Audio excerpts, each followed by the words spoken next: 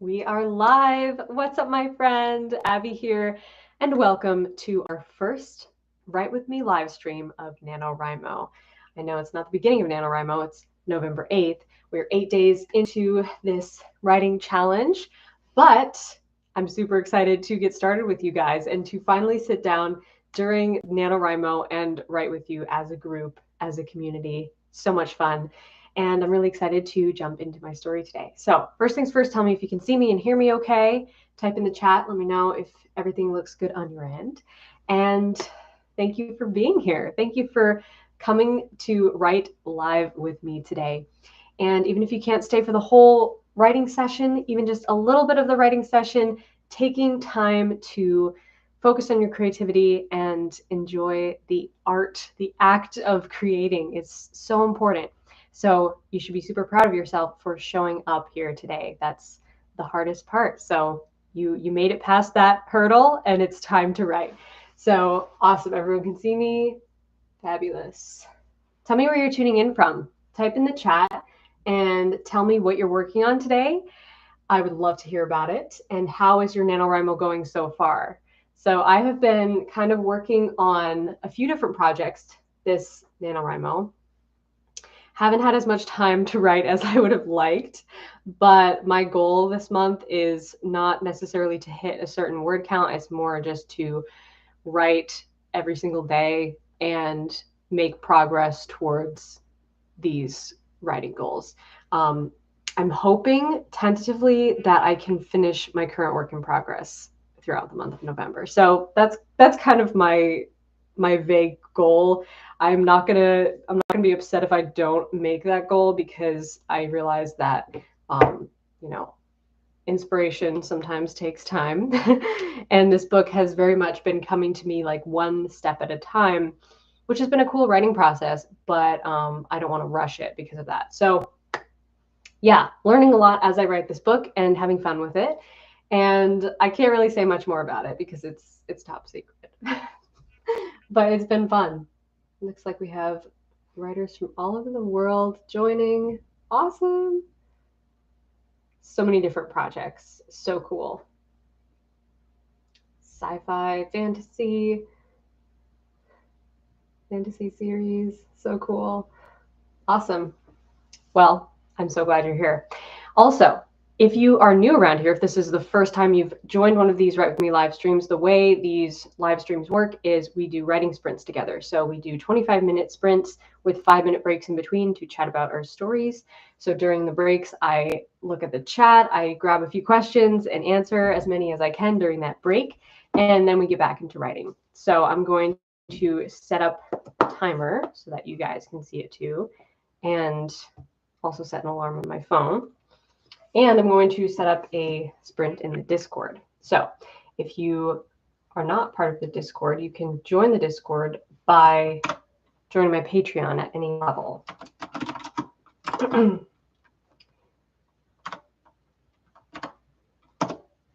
So if you're on Discord, you can join over there. I am probably going to start my session today with writing some character motivation outline for this section of the book, because I feel like I've arrived at a new section in this book where my characters' motivations have shifted a little bit, and so I just kind of want to refresh where I am with that, do a little bit of basic sketching of their emotional progress and their character arcs and how they have come to this point in the story and where they're headed. So yeah, it'll be fun. And then I'm hoping to get into writing some more of the draft. But we'll see how far we get in this first writing sprint. So set up your timers if you desire, or follow mine. Grab something yummy to drink, music, anything that helps you to feel inspired. And let's get into our first sprint. I'm going to set my timer here. And clock is ready to go. If the sun is blasting through this window, I apologize for that. We usually don't get sunshine in Vermont in November. It's usually cloudy and dreary and rainy and snowy. We're supposed to get snow later, so I'm soaking up the sunshine while I can. Okay, let's get started with our first sprint. Good luck, everybody.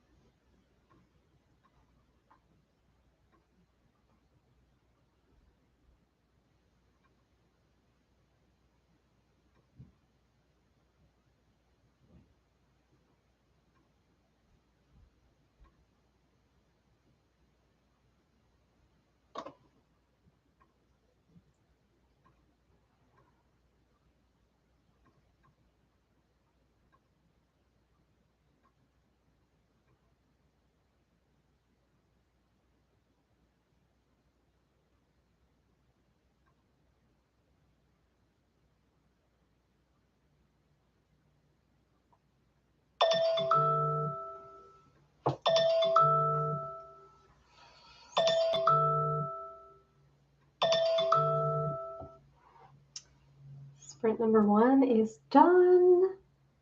Fantastic work, guys. Tell me how it went in the chat.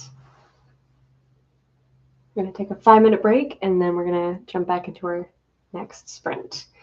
Answer a few questions first.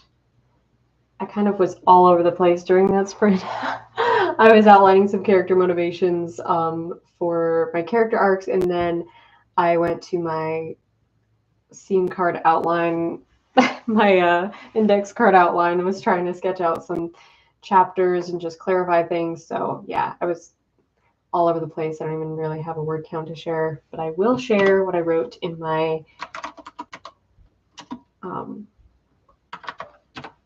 character motivations document, which was 328 words. Okay, great job, guys. Looks like everyone had a good sprint. I'm going to answer a few questions, and then we'll get into our second sprint. Awesome, awesome. Aurora Rose is working on character bios for her new work in progress. Awesome, that's so cool. Hannah Mays asks, how do you write a convincing enemies to lovers? That's a very good question. I actually made a video about that, so check that out on my channel. If you look up on my channel, Enemies to Lovers Romance, you will see that video. I also did a live training on the Enemies to Lovers Romance story arc, and actually what I did for that live training was I created like an actual story structure template to follow for the Enemies to Lovers progression arc, because there's so many like little wonderful turning point moments in that story arc that just makes an Enemies to Lovers story so satisfying. So definitely check out that live training. That's in my Patreon in the live training archive vault. If you join at the live training pass level on my Patreon, which is patreon.com/Abby Emmons.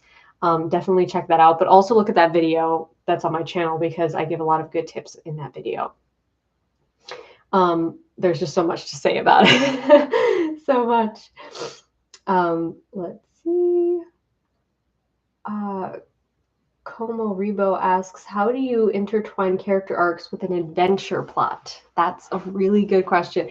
My advice for that would be to find the moments in the adventure that like prise open some sort of inner conflict with each character, because really all the character arcs are about is like the character changing, right, as a result of their journey. So how can you use the plot points you already have in the adventure to sort of work as a crowbar to open up that internal conflict, whether that is something about the adventure causes this character to pull on something in themselves that they haven't been, that's maybe been like a secret for a while, or been something that they don't want to confront about themselves, some sort of internal conflict.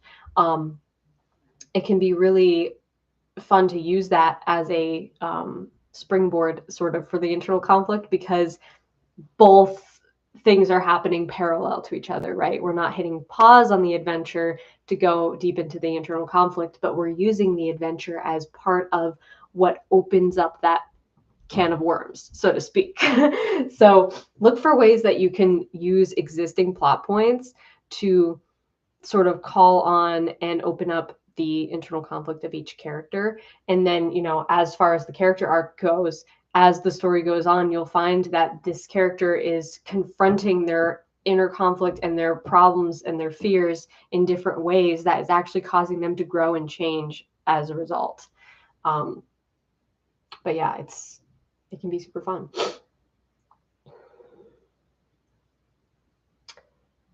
Let's see. Megan asks, do you have any tips on target audience? I feel like I've been torn between 2 target audiences and started writing for both. However, I think I'm losing both in the process. Oh man, it's difficult to have like a target audience in mind while you're writing. What I would say is like, write the book that you personally would love to read. Write something that you are the target audience for, because there are a lot of readers like you who would love to read that sort of book. Whether that falls between 2 genres is totally fine. there is an audience for what you write. There are readers out there like you who would love to find a book like this, and it doesn't exist for them. So I like to always keep that in mind when I'm writing something that I feel like, oh, is this like bordering on too many different niches that it's not really fitting one specific target audience. But I try to just let that expectation go completely, because when you want your creativity to just flow freely from a place of joy and happiness and fun, it's the best thing to do is not even think about who's going to be reading this, who am I going to market this to. Think about what you would like to read and be your own best reader, your own target audience. And you'll find that after the fact, it will become more clear who this book can be marketed to. Okay, I'm talking over my time. It's time to get back into our next sprint. Let's set up our timers again, and I'm gonna reset this one. I'll answer some more questions in the next break, but let's get into our second sprint. I'm going to set up another sprint in Discord. I'm gonna write for another 25 minutes, and then we'll take another break. I think what I'm gonna do now is I'm gonna hop into my next chapter of this book and continue the drafting process now that I have my character motivations sorted. Okay. So let's get into it.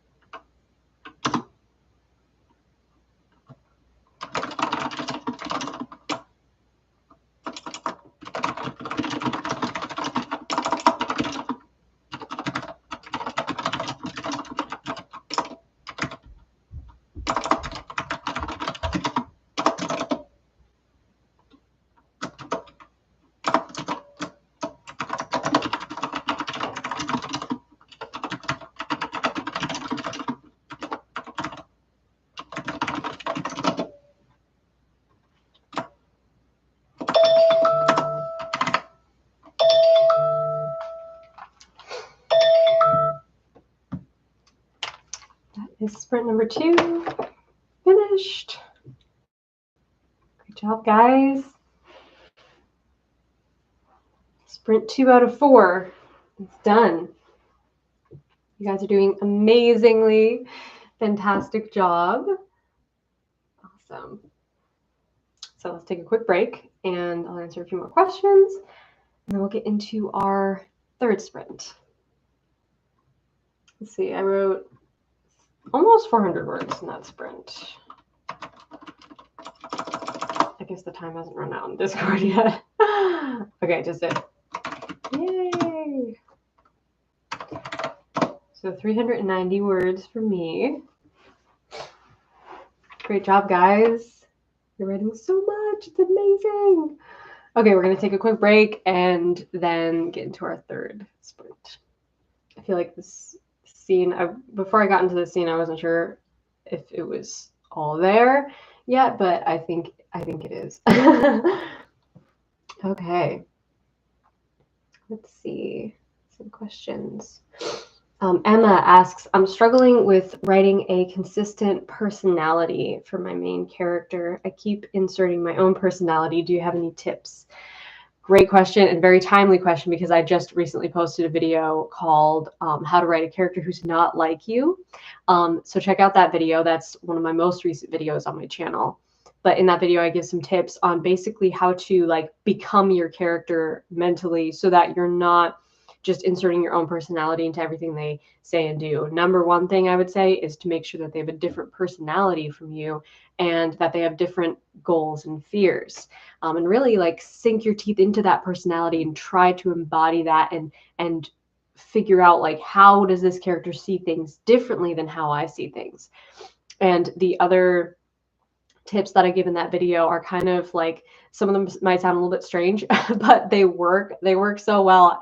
And I've personally used all of these techniques to really embody my character, especially characters who aren't like me. And it's helped so much to take on that personality, that vibe, that style, that voice. Really, you're trying to embody a different voice in your writing when you're writing this character. And some of those things involve like listening to the music they listen to, dress like them, talk like them, do some of the activities that they enjoy doing. And all of these things kind of work together. It's sort of like method acting in a way that you're like embodying this character so much, even in little things in your daily life, that it translates over to really effortlessly stepping into their voice. So check out that video. I think it will help you a lot. Sky Guy H50 asks, hey, Abby, what can I do when I feel like the reader is getting information too quickly? This can be definitely a tricky thing to navigate. What I would do is figure out what information do they absolutely need to know in this scene for the story to make sense and for the world to make sense, for the characters' motivations to make sense, and then all the other stuff, like keep it somewhere for your own reference. But don't be afraid to let the reader ask questions, because questions are part of what keeps us reading and keeps us curious and wanting to know the answer. If we get all the answers before we even ask the questions, there isn't that curiosity factor. And so then you can't have that dopamine firing in your reader's brain. They're not getting rewarded for their curiosity. They're just getting answers before they have questions. So definitely keep all the information you need to have on hand in your Scrivener or wherever you keep your notes. But I would say pay attention to like, what is the central question of this scene, and then answering that question, and then moving on to letting there be a curiosity factor. So letting some of the information not all be revealed at once. How can you leave these threads that show us there's more, but we have to follow the thread to get that answer in the next chapter or the next scene or the next few chapters from now. Let's see.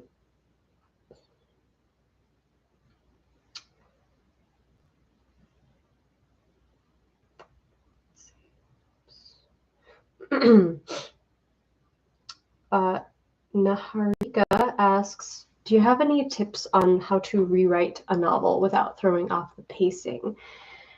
So in the rewriting process, you have kind of a unique opportunity to change some things about the story and add to what you have already. But I understand the concern of not wanting to throw off the pacing because you're probably adding things, but you don't want to slow it down too much.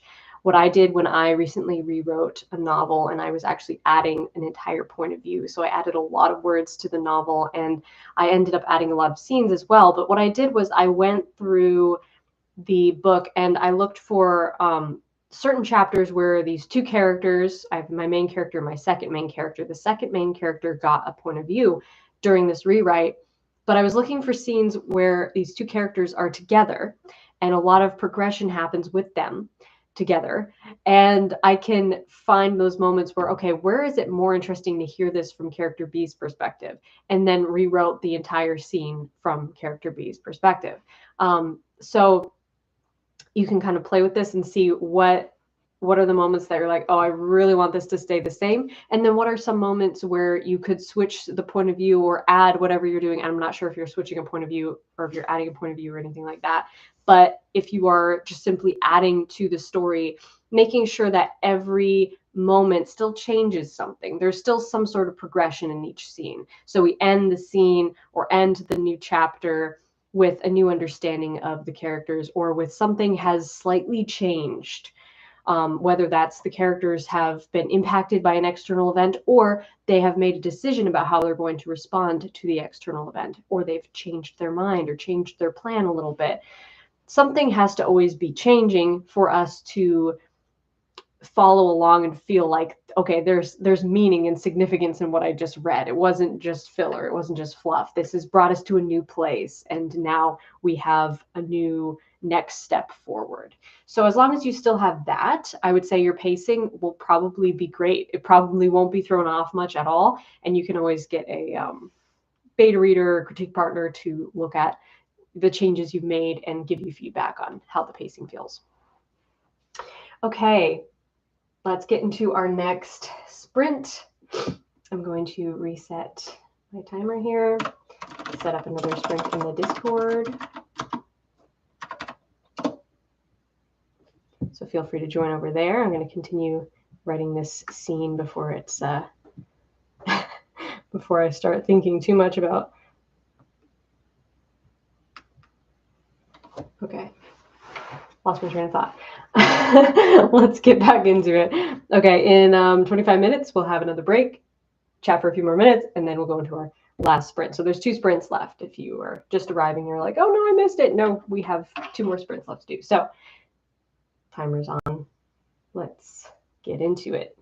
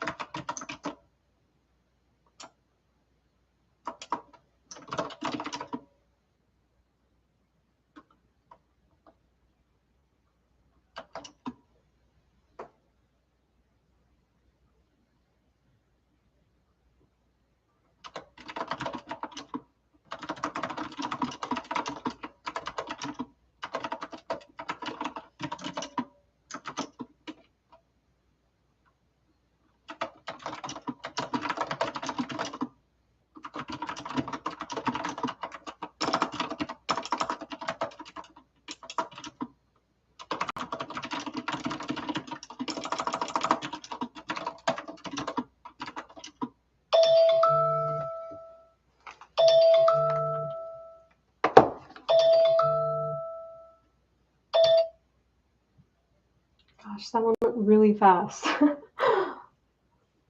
feel like that was less than 25 minutes, but timer's up. And how did it go? We have one more sprint left. If you can stay for it. It went really fast. I agree. It was like way quicker than the other one. Let's see. I don't think I did. I started my sprint on Discord with 0 words, which I shouldn't have done because now I don't know how many words I wrote. Oh. Okay, I'm just going to start from where I think I left off, which was 491. So 491 words for me. Awesome. Looks like you guys are getting a ton of writing done. Yay! So we have one more sprint to do. I feel like the sun is going to come blind me in a minute, so we'll see what happens. But yeah, okay, I'm going to answer a few more questions, and then we're going to get into our last sprint of the session. Let's see.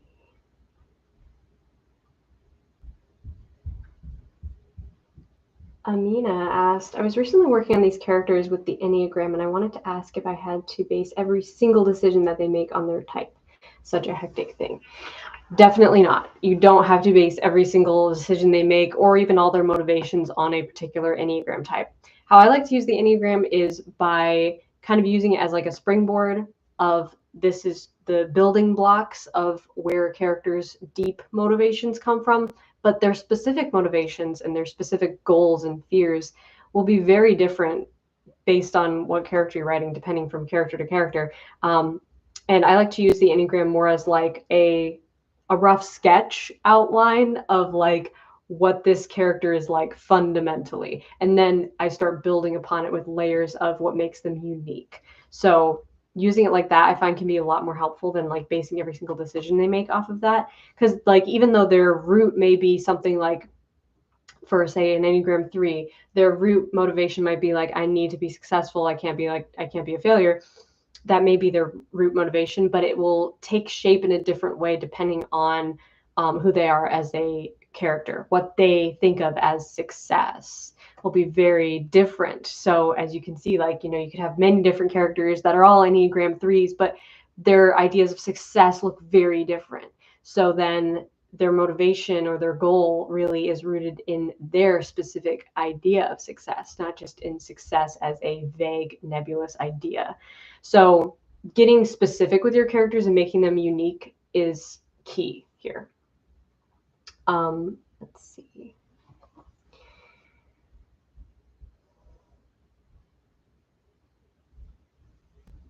Joseline asks, I'm curious to know, how come you aren't allowed to say what books you are writing about? Should other authors do the same, or just use something you personally follow by? This is something that I just personally, when I'm working on a new work in progress, I keep it kind of secret until I have some really like laid out the publishing plan for it, and then I start like revealing some more about the book that I'm writing. It's nothing to do with like that I'm not allowed to talk about it. It's just something that I personally like to keep top secret until it's time to reveal more about the story that I'm working on. But yeah, I'm really excited to share with you guys more about what I'm writing. Sage asks, how do I create a culture for my project? Culture can be a really fun thing to develop when you're doing world building. I haven't done a lot of it, but I have done some world building culture development for different book projects, different ideas. And I find what can be really helpful is like figuring out what cultures inspire you specifically and what specific things about those cultures do you find interesting and fascinating to learn about, to write about, and making it your own. So I find that like the fantasy cultures that I find really cool are ones that like feel like they have familiar elements to them, because you can see sort of the inspiration that the author drew upon in the real world, but the author has taken like so many little ingredients and put them together in a really unique way that has made it something really special. So it has to be something that you find really attractive and fun and fascinating to develop and write about. But I would just look to like, what are some things in the real world that inspire you, and how can you sort of blend them together to make like your own culture smoothie for your fantasy project or whatever it is you're working on with your world building. Let's see. Indigo Opal asks, I'm worried about word count. I'm at 15,000 and I could swear I'm done. I'm worried my publisher won't even consider my work if it's under 50,000 words. I've tried everything. Any advice? So depending on what kind of story you're writing, word count might not be that high, and it's totally okay because it might be totally suitable to the story. How I like to look at word count is, do I feel like I have told the story that I set out to tell? And if so, I'm happy with it. Like, it doesn't matter so much that you hit a certain number with your word count. There are so many books out there that are under 50,000 words that are highly successful books. So maybe just look up some specific books that come to mind for lower word count books that have been really successful, just to prove to yourself that this is true, or this it's possible to write a book that doesn't hit the 50,000 words or 100,000 words, but it's still a really compelling, beautiful story that has become really successful. I've seen many cases like this. Maybe you feel more inclined to write short stories, and maybe you feel more inclined to write something like a novella. And that's something that I feel like you can't confine yourself within the parameters of a specific word count, because it can cramp your creativity and just make you feel uninspired and make you feel like you're sort of making this thing a priority that isn't that important. So I would say take the expectations off. Just write from your heart. Write what you feel compelled to write and inspired to write. And if you feel like, I told the story and it's only 15,000 words, good. It is what it's supposed to be. And later you can sort of re-examine, like, is there more of a story to tell? Can I add some more here? And I would definitely recommend looking at examples of like other books that are less words than you might think that have become really successful. So it's definitely something that happens in the publishing world for sure. Okay, been talking too much. Let's get into our fourth and final writing sprint. I'm going to try to like move my chair over a little bit because I don't have real curtains on this window. And I know the sun is just going to come blasting through here in a minute. So we're going to try to just coexist with this.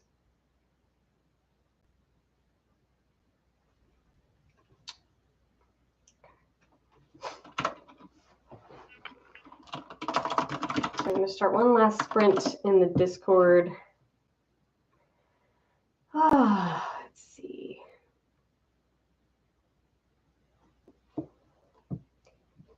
Set up my timer again. 25 more minutes. Good luck, guys. Let's finish strong.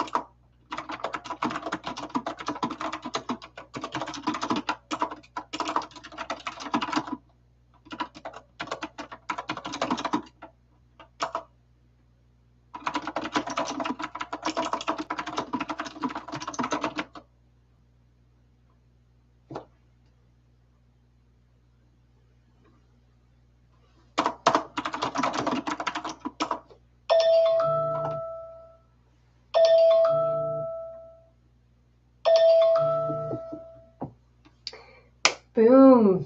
Timer number 4 and sprint number 4 is finished. How did it go? Type in the chat. Let me know how your whole session went as a whole. Hopefully you got some words written and enjoyed writing with me and with the community. This has been a fabulous first session, and I wrote a lot of words. I wrote more than I thought I would. I hit about 1,000 words in this chapter, and I also got to do some character outlining and clarifying my character's motivations at the beginning of this session, so that was really helpful. Just gonna add my word count to Discord, and if you're in Discord, you can feel free to do that now. 1,006. So yeah, good session all in all. I'm pretty happy with how this chapter is turning out and looking forward to finishing it.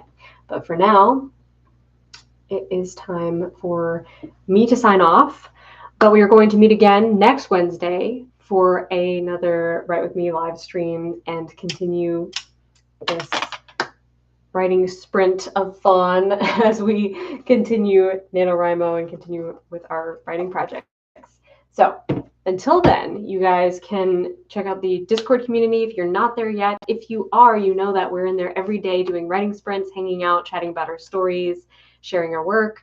Lots of amazing progress being made in the Discord community. So if you want in on that and you haven't checked it out yet, definitely check it out by joining my Patreon, which is patreon.com/AbbyEmmons. And when you join at any level, you get access to the Discord, and it's super fun. Lots of writing sprints happening in there every single day. So I hope to see you over there. And otherwise, I will see you at the next writing sprint next week. So we're going to be continuing these writing sprints, these writing sessions rather, all month long for NaNoWriMo, our yearly tradition of writing together. So I hope to see you next time on Wednesday. And until then, have a wonderful rest of your day. Enjoy writing your story and making progress. And as always, have fun. Remember that creativity comes first. Just enjoy the process. Don't worry. Don't stress about word counts. Just have fun. That's the most important thing. So thank you again for joining me, and I hope you have a wonderful rest of your day and week. Happy writing, and as always, rock on.